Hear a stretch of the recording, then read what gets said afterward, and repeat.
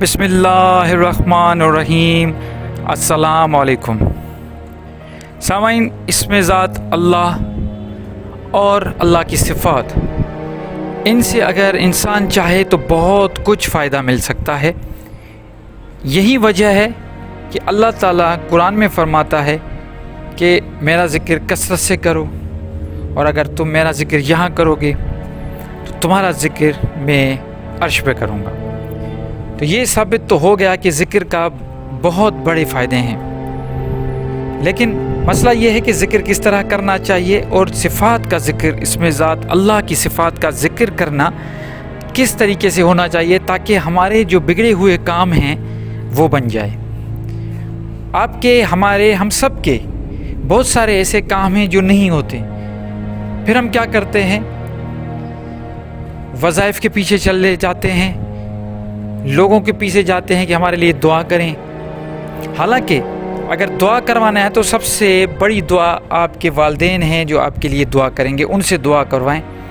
اور وظائف کا جہاں تک تعلق ہے تو میں ہمیشہ یہی کہتا ہوں، آج بھی آپ دوستوں کو، سب کو یہی بتانا چاہتا ہوں کہ وظائف، اگر آپ اللہ سے کوئی بھی امید رکھتے ہیں کسی بھی کام ہونے کی، تو وہ صفت، اس کا ذکر کریں اور اس پہ ہی آپ عمل کرنا شروع کریں۔ مثال کے طور پہ آپ چاہتے ہیں کہ آپ پہ رحم ہو، اللہ سے رحم مانگ رہے ہیں، فضل مانگ رہے ہیں، کرم مانگ رہے ہیں، تو آپ لوگوں کے ساتھ وہی صفت اللہ کی ایڈاپٹ کر کے لوگوں کے ساتھ یہی سلوک کرو، لوگوں کے ساتھ رحم کرو، جو آپ کے انڈر میں آتے ہیں، چاہے وہ آپ کی اولاد ہو، چاہے وہ آپ کے والدین ہو، کوئی کمزور ہو، کوئی مسکین ہو، کوئی جانور ہو، کوئی بھی ایسی مخلوق جو آپ جس میں آپ سمجھ رہے ہیں کہ آپ ان سے زیادہ طاقتور ہیں، تو ان پہ آپ رحم کریں، اللہ آپ پہ رحم کرنا شروع کر دے۔ بالکل اسی طرح اللہ رازق ہے، آپ تقسیم کرنا شروع کریں، آپ لوگوں کو دینا شروع کریں، وہی صفت اپنائیں، اور آپ خود دیکھیں گے آپ کے پاس رزق کی فراہمی بالکل جاری و ساری ہو جائے گی۔ لیکن یہ ہے کہ ہم کرتے نہیں، ہم خود پیسوں کو اور رزق کو چھپائے اور اکٹھے کر کے بیٹھے ہوئے ہیں، اور ہم چاہتے ہیں اللہ اور دے۔ حالانکہ ہونا یہ چاہیے کہ جو کچھ اللہ ہمیں دے رہا ہے اس میں سے اللہ کے نام پہ ہمیں تقسیم کرنا ہے، چاہے وہ 1 روپیہ بھی آپ کو مل رہا ہے اس میں سے بھی آپ کو اپنا حصہ اللہ کے نام پہ نکالنا ہے، لیکن ہم کرتے نہیں، اور پھر ہم کہتے ہیں کہ ہمارے رزق میں برکت نہیں ہوتی۔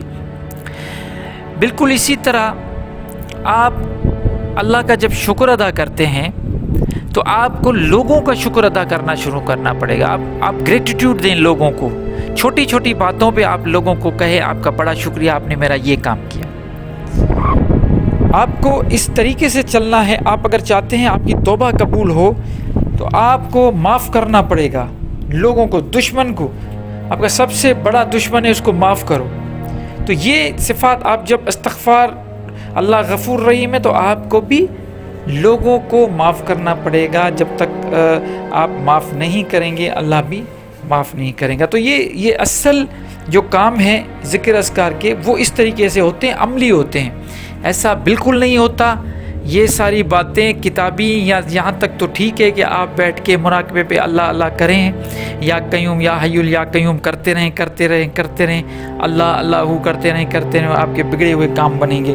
ایسا نہیں ہوتا جب تک آپ کو خود عملاً اللہ کی مخلوق کے ساتھ آپ اچھا سلوک نہیں کریں گے، آپ کے ساتھ بھی اچھا سلوک نہیں ہوگا۔ یہی کائنات کا قانون ہے، یہی تضاد کا قانون ہے۔